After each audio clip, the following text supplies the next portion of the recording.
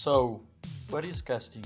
Casting is a manufacturing process in which a liquid material is usually poured into a mold, which contains a hollow cavity of the desired shape and then allowed to solidify.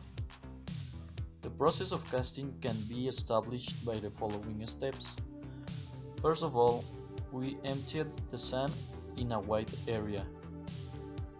Then, we proceed to make the mixture by adding bentonite. Later on, we used the shovel to remove the lumps from the mixture made. Next, a part of the mold was filled to place the core, and after that, we proceeded to flatten the sand to compact and remain it stable in the mold. Flattening is a process that helps the coal to compact and secure the mold to the figure, achieving better accuracy in questions of how exactly the mold is. Once flattened, the mold is turned over in order to release the piece that serves as the base for the casting. Here we have to be extremely careful because if you hit the floor, this can cause compacting to spoil, creating holes in the mold. Subsequently, the piece is removed from the mold and the interior is cleaned to avoid impurities. Once cleared, 5 holes are created to release heat and 2 that serve to pure aluminum. At the time of pouring the aluminum, one must take extreme care as the material is at 660 degrees and can cause major accidents. Once the aluminum has been completely poured, it will take 15 to 20 minutes for it to cool down. After the cooling time is done, the mold is removed and the piece is obtained. In order to make this practice, a couple of critical steps were needed to be taken. One of them was the sieving.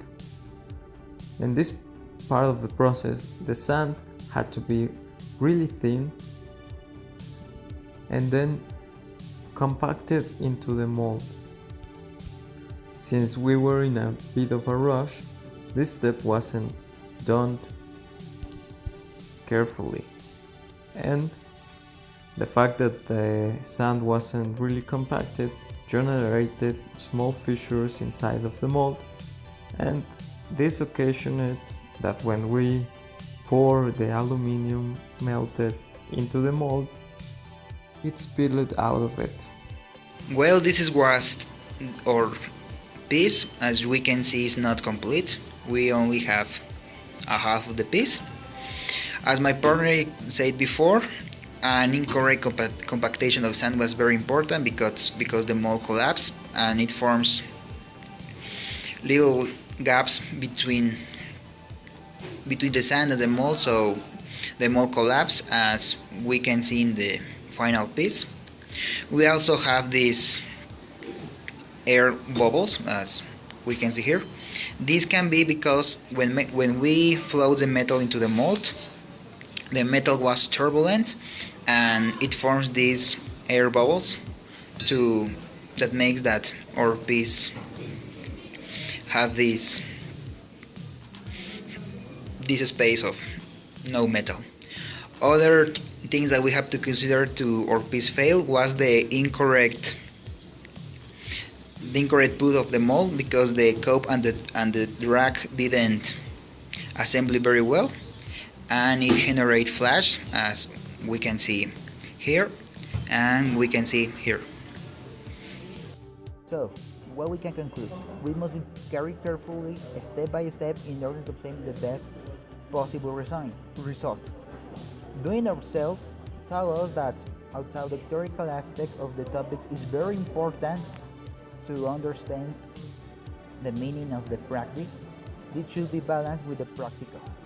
If we want to have an internal learning, we have to do the theoretical and the practical